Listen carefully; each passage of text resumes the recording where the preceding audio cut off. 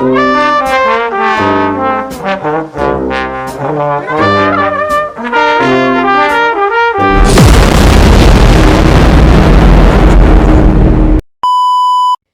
သားချင်းစာနာမှုအကူအညီပေးရေးလုပ်သားတွေဘေးကင်းရေးနဲ့မြန်မာပြည်သူတွေအတွက်ငြိမ်းချမ်းရေးဆောင်ကျဉ်ပေးနိုင်ရေးသက်ဆိုင်သူအားလုံးနဲ့တွဲဆုံဆွေးနွေးမှုဆက်လက်ပြုလုပ်ဖို့အာဆီယံဥက္ကဋ္ဌမလေးရှားနိုင်ငံရဲ့ကြိုးပမ်းမှုတွေကိုကမ္ဘောဒီးယားနဲ့စင်ကာပူကထောက်ခံတယ်လို့မလေးရှားဝန်ကြီးချုပ်အန်ဝါအီဘရာဟင်ကပြောပါတယ်။ကမ္ဘောဒီးယားဝန်ကြီးချုပ်ဟွန်မာနဲ့စင်ကာပူဝန်ကြီးချုပ်လော်ရင်ဝေါင်တို့နဲ့ဒေသရင်းကိစ္စရပ်တွေကိုဖုန်းနဲ့ဆွေးနွေးခဲ့တယ်လို့သူကဆိုပါတယ်။စစ်ကောင်စီဥက္ကဋ္ဌဗိုလ်ချုပ်မှုကြီးမင်းအောင်လှိုင်မျိုးသားညီညွတ်ရေးအစိုးရအဖွဲ့ဝန်ကြီးချုပ်မန်ဝင်းခိုင်တန်းတို့နဲ့တွေ့ဆုံခဲ့မှုကိုဝန်ကြီးချုပ်နှုတ်လုံးကကြိုဆိုခဲ့တယ်လို့၎င်းကဆက်ပြောပါတယ်။တွေ့ဆုံမှုကိုမြန်မာနိုင်ငံမှာတာရှည်ခံသောငြိမ်းချမ်းရရှိဖို့အရေးပါတဲ့ခြေလှမ်းတွေဖြစ်ရှုမြင်ပါတယ်လို့အန်ဝါကလူမှုကွန်ရက် Facebook မှာရေးသားခဲ့ပါတယ်။၎င်းတို့ဟာဒေသဆိုင်ရာကုန်သွယ်မှုအထူးသဖြင့်အမေရိကန်နိုင်ငံရဲ့တံပြန်စည်းချက်ခွန်ကိစ္စကိုဆွေးနွေးခဲ့ပါတယ်။တံပြန်စည်းချက်ခွန်ကိစ္စမှာအာဆီယံအဖွဲ့ရဲ့ရည်တည်ချက်ကို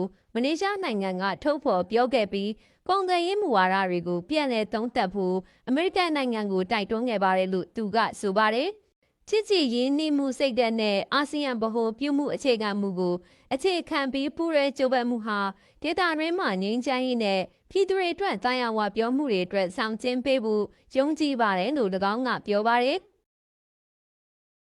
ရုရှားနိုင်ငံကိုဆင်းလို့ခဲ့တဲ့မြောက်ကိုရီးယားစစ်သည်600ခန့်သေဆုံးတာအပါအဝင်တပ်ဖွဲ့ဝင်4900ခန့်တေကျေဒဏ်ရာရရှိခဲ့တယ်လို့တောင်ကိုရီးယားထောက်လှမ်းရေးအဖွဲ့ကပြောပါတယ်။ယူကရိန်းစစ်တပ်ကိုကူတိုက်ပေးဖို့ရုရှားနိုင်ငံဂတ်စ်ဒေသကိုမြောက်ကိုရီးယားတပ်ဖွဲ့တွေဆင်းလို့မှုကိုအမျိုးသားထောက်လှမ်းရေးဌာနကဗိုလ်ချုပ်နေမှာလွှတ်တော်ကိုတင်ပြခဲ့တာပါ။မြောက်ကိုရီးယားနိုင်ငံဟာတပ်ဖွဲ့ဝင်15000ခန့်အထိရုရှားနိုင်ငံကိုဆင်းလို့ခဲ့တယ်လို့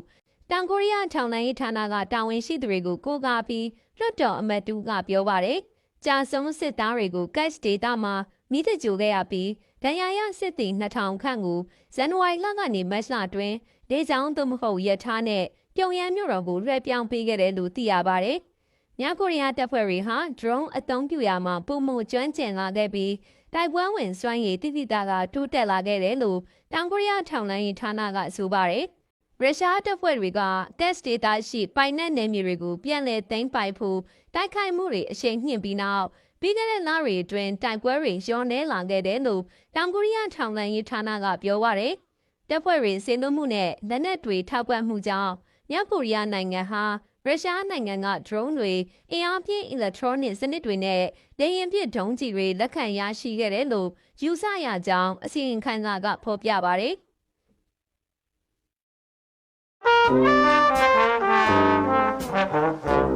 Thank you.